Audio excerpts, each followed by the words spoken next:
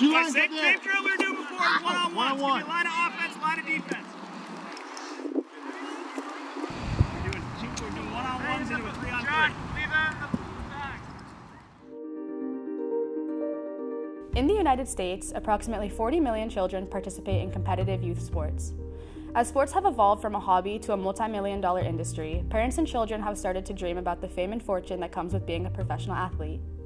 In the state's 10 poorest communities, sports participation is 43% below the statewide average, whereas in the 10 wealthiest communities, participation is 37% above the statewide average.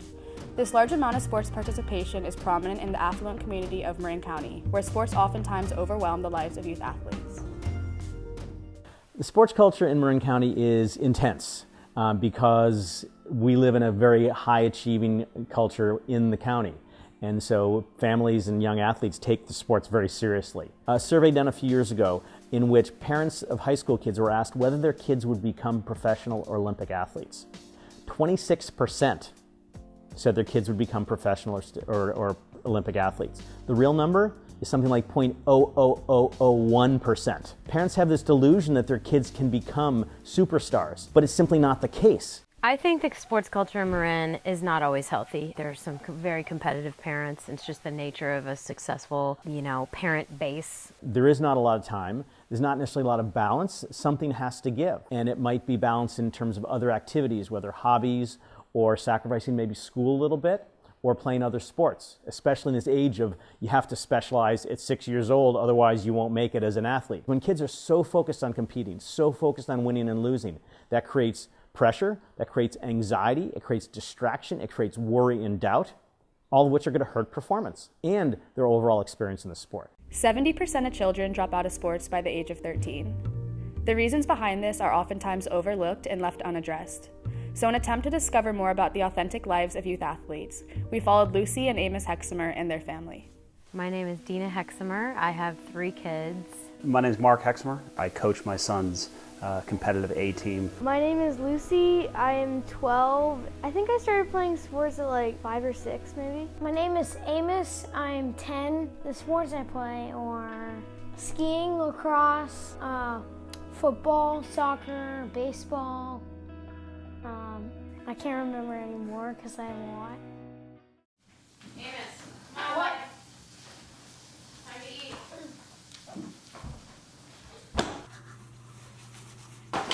Everybody sign this card. I'm getting my shoes on in the car.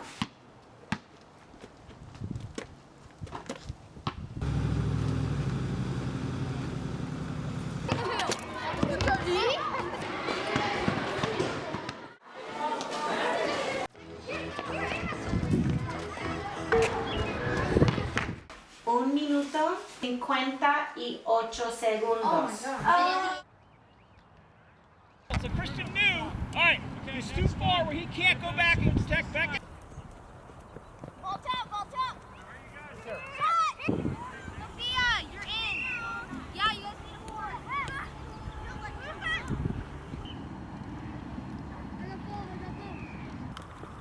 Back, Amos.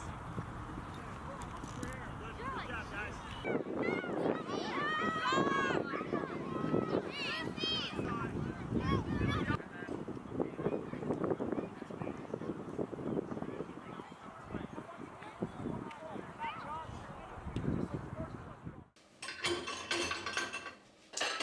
You guys, this is late to eat.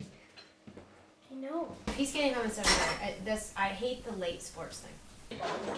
Oh, good. New balls. What is he talking about? How the game goes. Here, babe. This, and close top.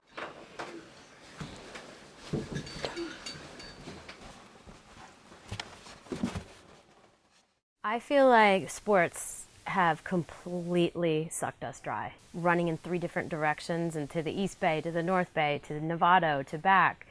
And I'm going, how is this quality time with your child? Competitive sports definitely ruins some family time. Have we ever thought about taking our kids out of sports? Yes. My youngest, who is 8, played competitive soccer last year, which is, I look back on it, it's just ridiculous. And it just took away our entire weekend. And we had 3 kids at competitive soccer, and we are not letting them try out this year.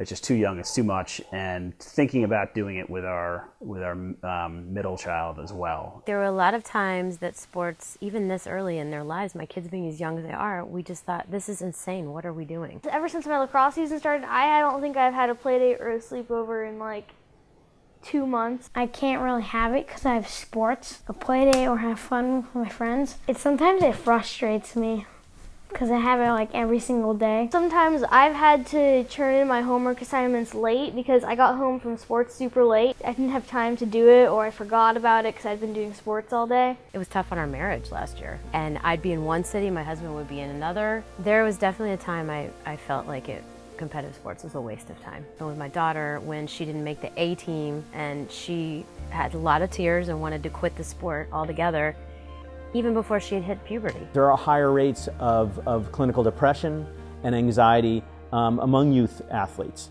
because it is so cut and dry. You win, you lose, you perform, you don't. And so the pressure is immense. Why would kids want to continue in a sport or have a good attitude about a sport that's really just not very enjoyable anymore? Organized sports, once a healthy outlet, threaten to consume the lives of children and their families. We have a generation of children that have been pushed to achieve parental dreams instead of their own. This pressure and anxiety is robbing kids of the one thing they will never get back, their childhood.